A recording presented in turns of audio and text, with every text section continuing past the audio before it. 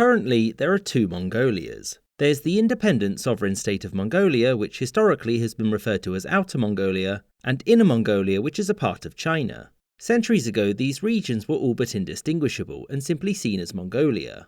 So what happened then? What led to Inner Mongolia becoming a part of China, and why don't we have a larger Mongolian state? To answer this, we have to go back to the Mongolian conquests, specifically those of Kublai Khan, grandson of Genghis. Kublai finished the work of his forebears when he ended the Song dynasty and established himself as the emperor of the new Yuan dynasty. Whilst he and his successors ruled China, there was a slow and steady adoption of Chinese customs. Like all dynasties, this one was soon plagued with civil strife and rebellions, and in 1368 the Yuan were pushed out of China proper. It was succeeded by the Ming dynasty, and what remained of the Yuan Empire became a fractured client state. This was ruled from Karakoram, but those who lived in the areas closer to the Ming dynasty maintained a mostly Chinese lifestyle, and the Mongolian nobles there fiercely resisted any attempts by the Yuan emperor to bring them to heel. In the early 17th century, when one such emperor, Ligdan, tried to centralise power under himself, the nobles that lived in Inner Mongolia rebelled and allied themselves with the rising dynasty in the east. Combined, they ended the ruling Yuan dynasty and conquered these lands before proclaiming the creation of the Qing dynasty. As you'll know, this dynasty would go on to subjugate all of China, and in the late 17th century it conquered Outer Mongolia too.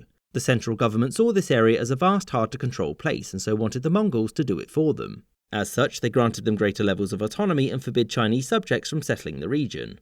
Importantly though, this only applied to Outer Mongolia and not Inner Mongolia. As you'll know, the Qing dynasty was the last imperial dynasty in China, and its emperors remained in charge until a series of rebellions led to its end in 1912. It was replaced by the Republic of China, which was, to put it mildly, fractured. In this period of central weakness, Mongolia, as well as numerous other parts of the former Qing state, declared their independence, and Bogd Khan, the new Mongolian Khagan, wanted all of these lands. The problem was that wanting and having are two different things. The Republican government in China refused to accept this, believing that an independent Mongolia would likely be subsumed by Russia, and so it sent troops. Beijing easily managed to hold on to Inner Mongolia with its large cities and more modern infrastructure, but pushing into the steppes was difficult. However, in 1919, the popular Mongolian Prime Minister Togzogchen Namnansaran died, and with this the country was divided over who would succeed him. Zhuang Qiwei, the former Chinese Prime Minister and warlord, sensed an opportunity to increase his popularity at the expense of the sitting president. Over the past few years, he had been given a bunch of money by the Entente in the hope that he would build up the Chinese army to assist Russia. Instead, he used it to build up his own private army to crush his rivals, but when that didn't work, he looked for an easy win, and so ordered one of his generals to conquer Mongolia, which he did fairly easily, and removed Bogd Khan.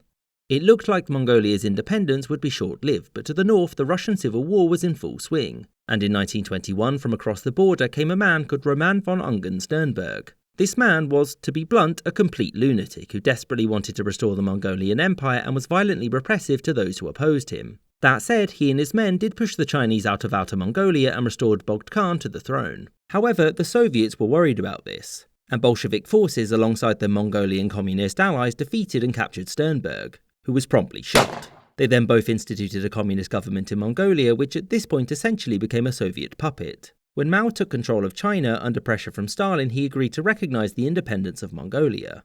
However, Inner Mongolia at this point was majority ethnic Han Chinese, and so that part remained in China, and thereafter the two would remain separated. I hope you enjoyed this episode, with a special thanks to my patrons: James Bizanet, Sky Chappelle, Kartoitska, Yuduan Wang, Anthony Beckett, YN Hockey, AF Firefly, Alex Schwinn, Captain Psydog, Gustav Swan, The McWhopper, Robert C. Perkins, The Flying Deutschland, Cardinal Blue, Rod D. Martin, Marvin Cassow, Spencer Lightfoot, Shuenin, Maggie Patskowski, Mirza Ahmed, Copper Tone, Michael Holbert, Castle Bravo, Spinning Three Plates, Andy McGeehee, Arthur Hosey Jr., Danny Atanasio, Camoon Yoon, Winston Kaywood, Remco Heusman, Jim Stromberg, Beck to Bot, Charles I, and Lord Beak.